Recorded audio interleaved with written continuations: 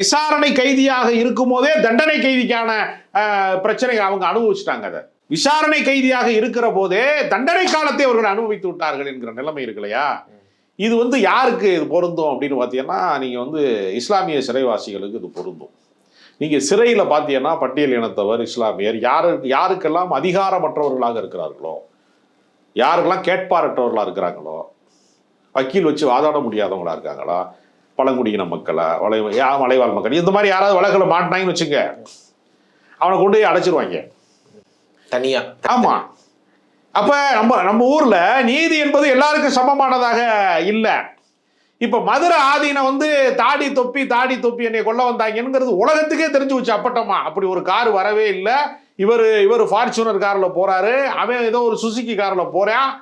Suzuki car மோதி Fortuner காரை ஒருத்தனை கொல்லவே முடியாது. முதல்ல அது லாஜிக் படியும் தப்பு. அப்படி ஒரு முயற்சி நடக்கவே இல்லைன்னு சிசிடியில சொன்னாங்கல்ல. அதற்கு பின்பு விசாரணைக்கு அவருக்கு ஒத்துழைக்க மறுத்தாருன்னா பெட்ல போய் படுத்துக்கிட்டாரு. அவரு பெட்ல போய் படுத்துக்கிட்டு இப்ப அவர் இடைக்கால தடை வச்சிருக்காங்க. அவரை நீங்க எதுவும் விசாரிக்கிறது மூலமாக அவருக்கு எதுவும் டிஸ்டர்ப் பண்ணக்கூடாது அப்படின்னு சொல்றாங்கல்ல. இது நீங்க இந்த இடத்துல ஒரு இஸ்லாமியருக்கு இந்த மாதிரி ஒரு பிரச்சனை இருக்குன்னு வச்சுக்கோங்களேன், அவர் அப்படி மல்லாக்க படுத்துக்கிட்டு என்னை விசாரிக்க கூடாது, நான் ஒத்துழைக்க மாட்டேன் அப்படின்னு யாராவது ஒருத்தர் சொல்ல முடியுமா? ஒரு கற்பனைக்காக கேட்கிறேன், சொல்லவே முடியாது.